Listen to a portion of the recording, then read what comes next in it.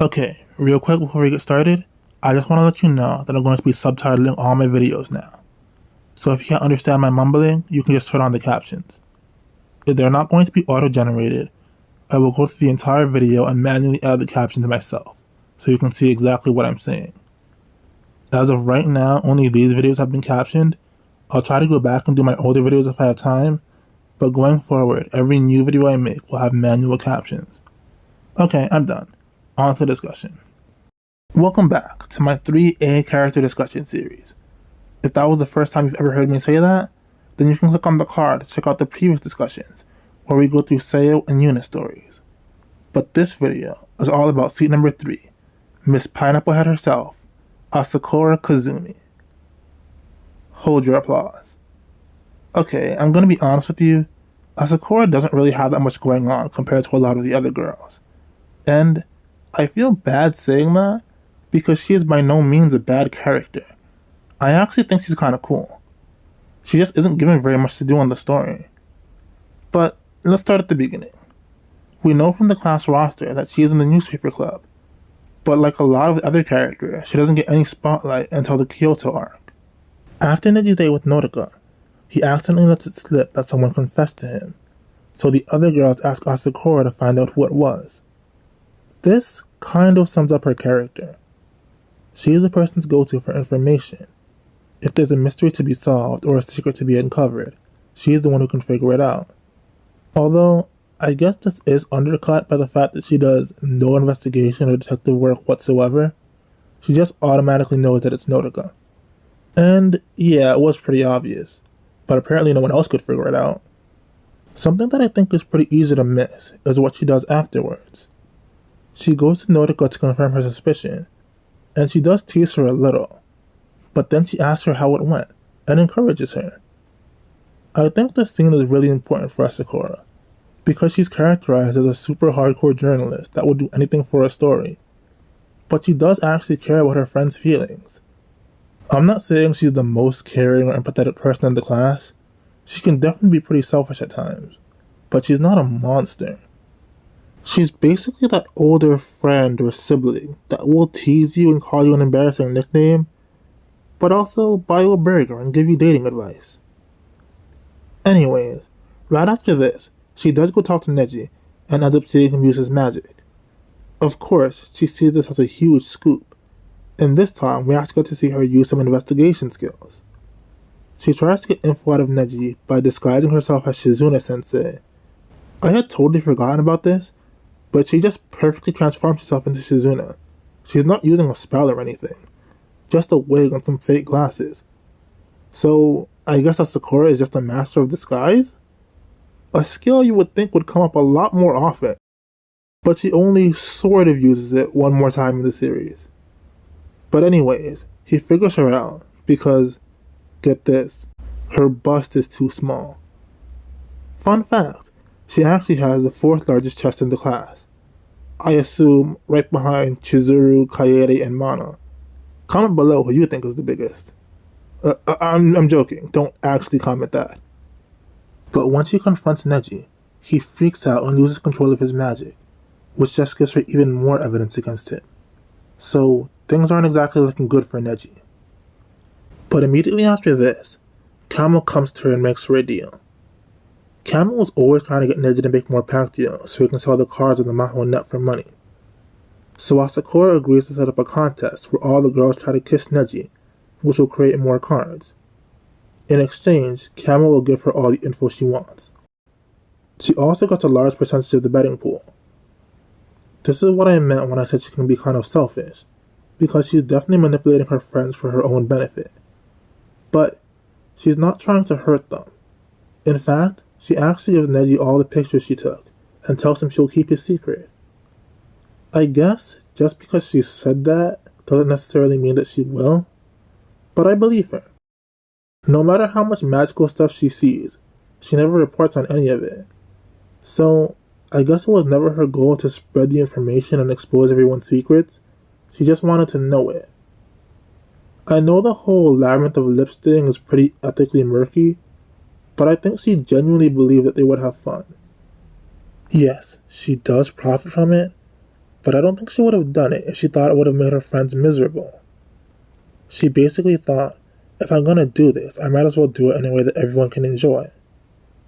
I know this is a bit of a stretch, but I feel the need to defend Asakura, because, again, I think she's cool.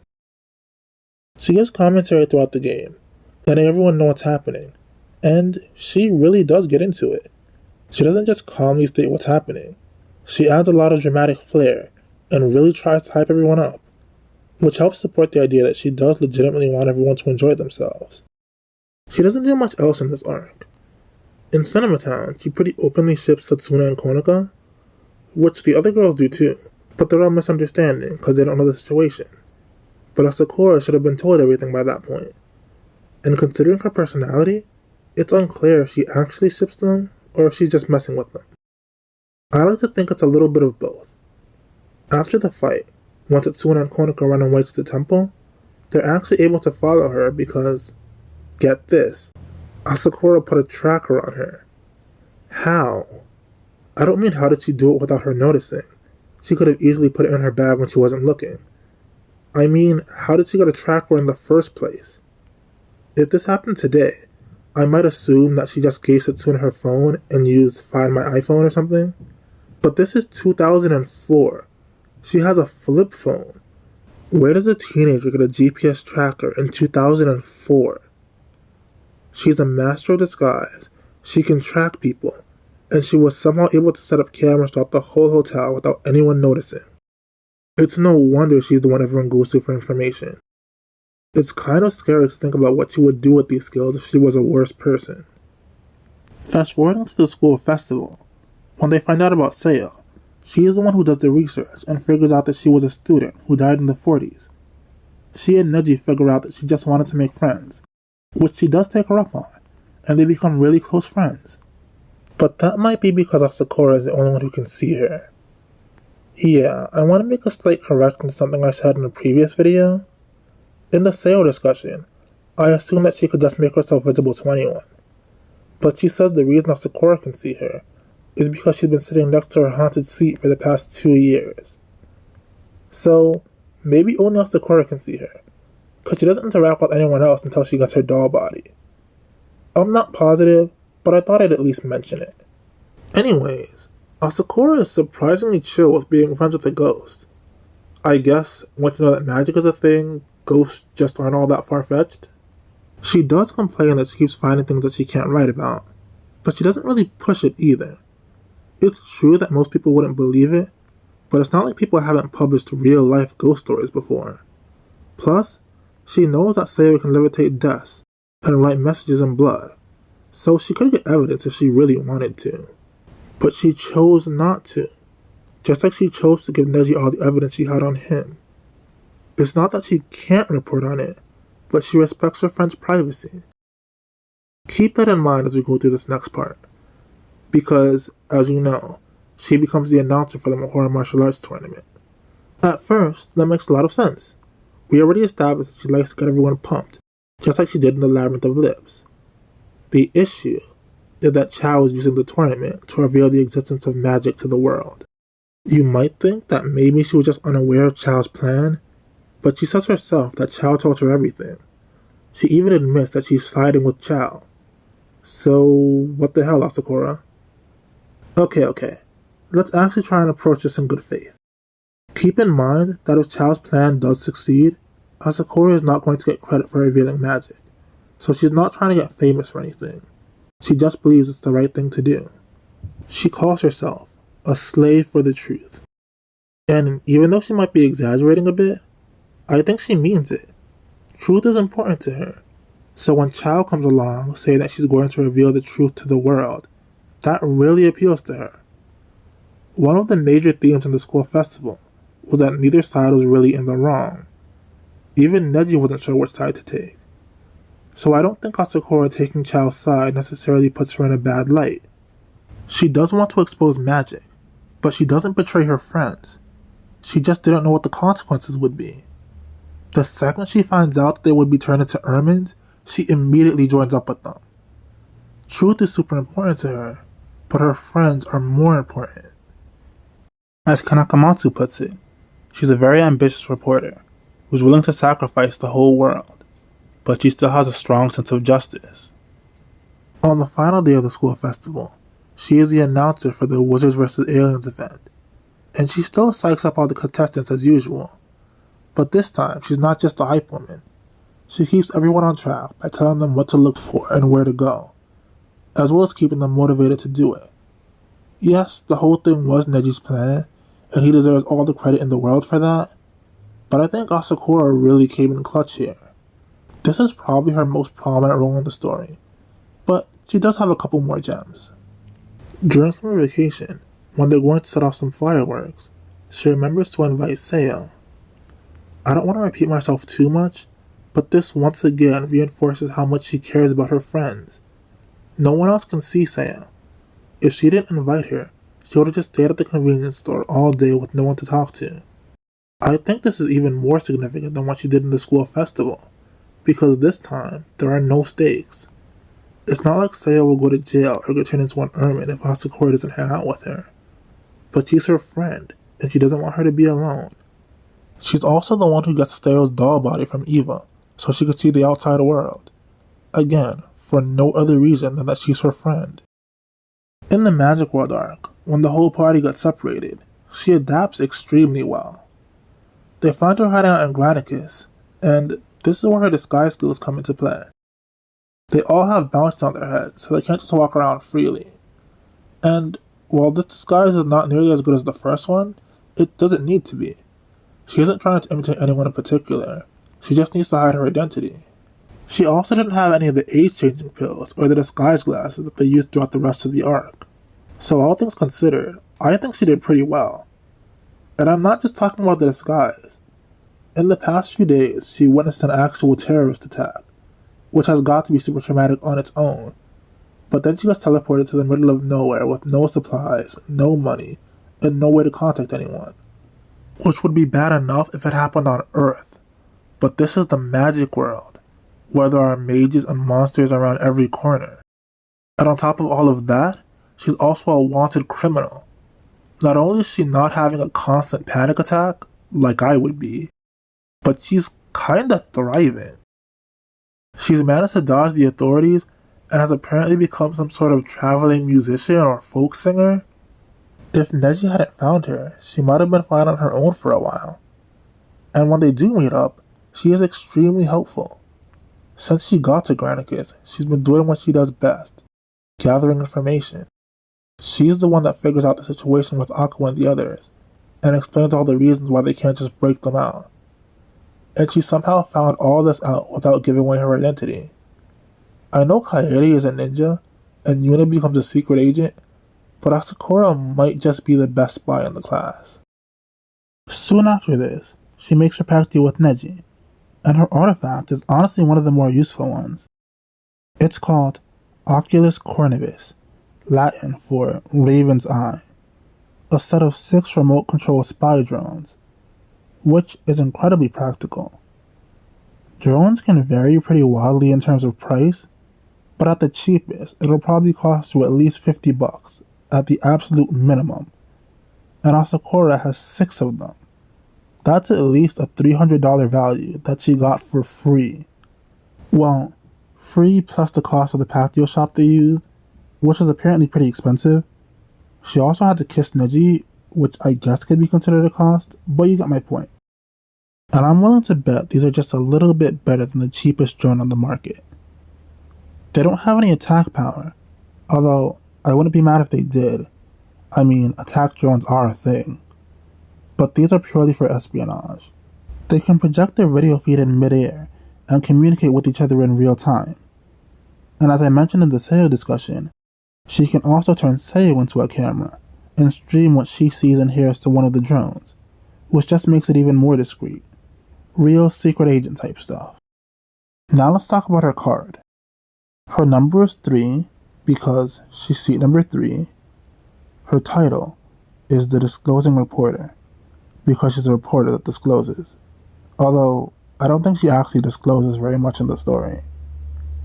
Her direction is east, like Yuna. And just like Yuna, she also has a ton of positive energy.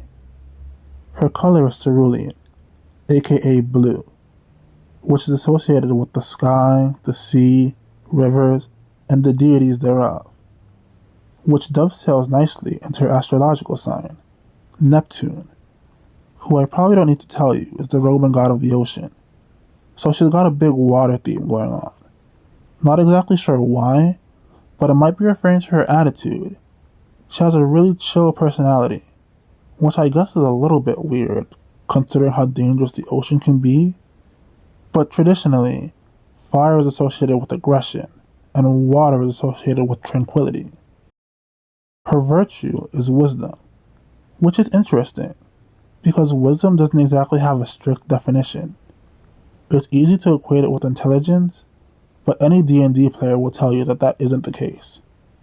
A popular interpretation is that it's social intelligence, knowing how to talk to people, reading body language and social cues, stuff like that. And yeah, that's totally Asakura.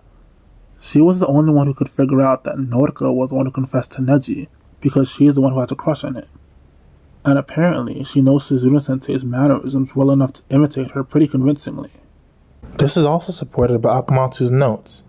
At the end of chapter 43, he said that she notices things from just a glance, and her grades are some of the highest in the class. Before we move on, I want to talk about the Pactio card's artwork, because Asakura's is kind of unique. It shows her and her artifact, just like all the others, but as far as I know, this is the only one that depicts a significant item other than the artifact, that being her camera and photos. Unless you count the books on top of Nautica's card, but we know that she can split the diary into smaller books, so I think they're meant to be variations of those. I don't think we're meant to believe that Asakura's cameras are magical artifacts. They're probably just there to show that they're really important to her, or maybe even that they're compatible with her artifact. But what's more interesting are the photos, because they're not just scenes from the manga, they're from the manga covers and special color pages between chapters. I think some of them might even be from Akamatsu's art book, which is a really cool Easter egg, especially considering they're almost impossible to see. I literally own the card and I barely noticed. But I can't help but wonder what the characters in-universe think about it, because they never did those things. Though to be fair, pretty much all the Pactio cards feature the girls doing things that they've never done, in outfits that they've never worn, so it's not that far-fetched. But some of them aren't even pictures of Nejima characters. I'm pretty sure this is Akamatsu's personal avatar, and these are from Love Hina, Akamatsu's previous manga. Again, really great detail, but I just keep imagining Asakura looking at her card and going, who the hell are these people? Also, and I'm only just noticing this right now as I'm writing this, but does she have a gun? Oh my god, Asakura is strapped. After she gets her Pactio, she and Chachamaru travel around the magic world to track down the rest of Ala Alba. Chachamaru tracks the signals from the badges, then Asakura sends out her drones to confirm that they're actually there. And don't undersell Asakura's contribution here. Without the drones, they would have to physically travel to each location. You might think, so what, they have to do that anyway. But they can only track the badges, not the people wearing them. If the badges were lost or stolen, they would have spent all that time and money for nothing. With the drones, not only can they avoid unnecessary trips, they'll know exactly what kind of place they're in, and what to expect when they get there. And if they send Seiya, she can explain the whole situation to them. They can also prioritize them.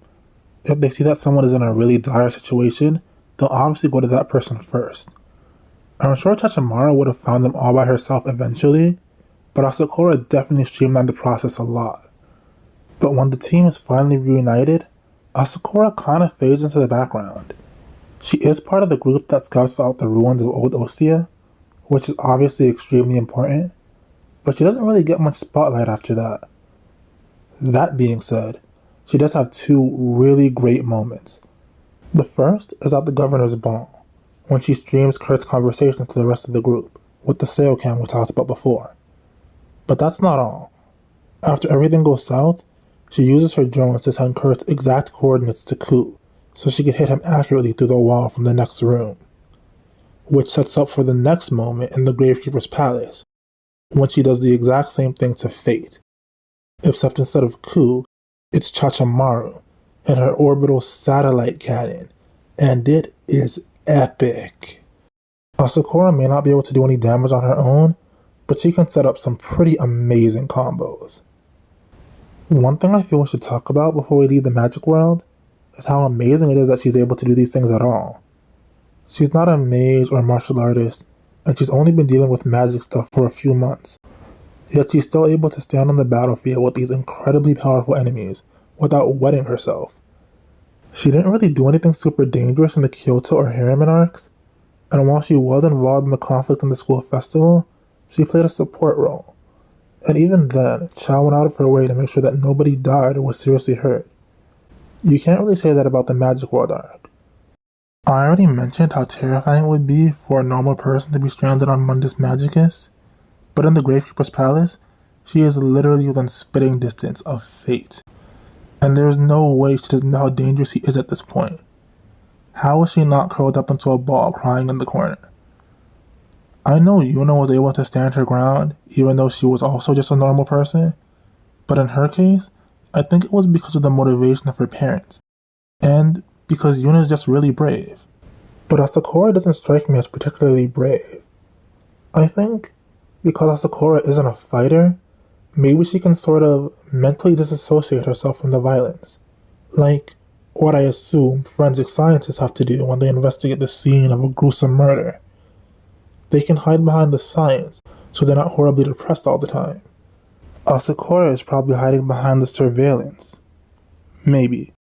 Because there's also this one panel where she's dangling from a ledge, hanging on for dear life, and she still has a smile on her face. She even makes a little bit of small talk with Nodoka. So, I don't know, maybe she's just actually fearless. Now we come to what I suspect is going to become my least favorite part of these character discussions, the Return to Mahora arc. A good chunk of the arc is the sports festival, and Asakura announces the event as per usual, but she also uses her artifact to let the girls communicate with each other and coordinate their attack. The problem, of course, is that they're trying to force Neji to reveal his crush when he doesn't want to. I've gone on record saying that the girls are really out of character in this arc, and how selfish and inconsiderate they are, but when I did the Yuna video, I could at least make the excuse that she was being impulsive and not thinking about the consequences of her actions. I can't do the same thing for Asakura, because she's proven multiple times at this point that she does think about the consequences, and she always considers her friends' feelings. That's why she didn't expose Neji as a mage, or try to report on Seo, and why she initially sided with Chow, but switched when she found out that her friends would be turned into ermines. Sure, you could say that as a reporter she has an urge to reveal secrets, and while I do think that's true, I find it a little hard to believe that she had enough self-control to not reveal the existence of magic and ghosts, yet she just couldn't resist exposing this child's crush. But then I came across this panel that might just save it. It's right before the festival, when the girls are going on and on about how horrible Neji is. Asakura listens to all of that, thinks about it for a second, and then says, "It's not good for Neji-kun either." And that's when she gets on board with the others. I know this isn't much, and I'm not at all saying that this justifies her actions, but I think it proves that she's only doing this because she believes it will ultimately benefit Neji in some way. I think she was just trying to get him to be more aware of his feelings. Neji has very low self-esteem, and he doesn't really feel he deserves to have romantic feelings. Maybe this was her way of getting him to bring those feelings to the surface, so he could be more comfortable with them. And it does kind of work. This is the first time he ever admits there is someone he likes in that way. Maybe this was her way of getting him to bring those feelings to the surface, so he could be more comfortable with them. To be clear, I do not agree at all with their methods. I think this is probably the worst way to go about this, but it's the intention that matters. Just like with everything else, Asakura wouldn't do this if she genuinely thought it would hurt the people she cares about. Am I reaching with this? Oh, absolutely. But I'm willing to give Asakura the benefit of the doubt, not just because I like her, but because I honestly think she's earned it with all the integrity she's shown up to this point. But that brings us to Asakura's epilogue, which is frustratingly vague. She becomes a free journalist during Project Blue Mars, and yeah, no surprise there. She always wanted to be a journalist. What's a lot more surprising is that Haruna gave her airship, the Paru-sama. This is cool, but it kind of comes out of nowhere.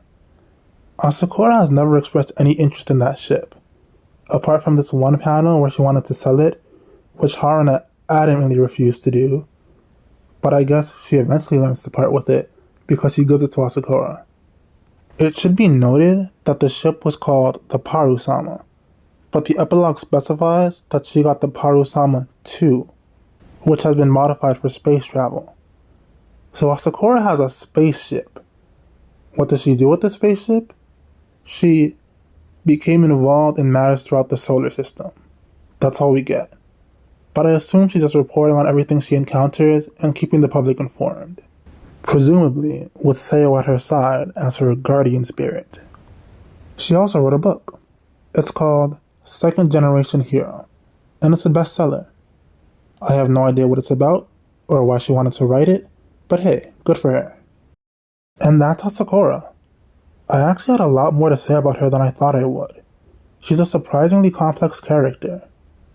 As a reporter, she always wants to chase stories and uncover the truth, but never at the cost of her beliefs. And it's never really a question for her either. Whenever she's presented with the opportunity, she will always sacrifice the story for the sake of what's right. But that's all for this episode. If you don't want to miss the next one, when we talk all about Yue, make sure you subscribe and click that little bell. Until then, keep being awesome, and I'll see you all next time.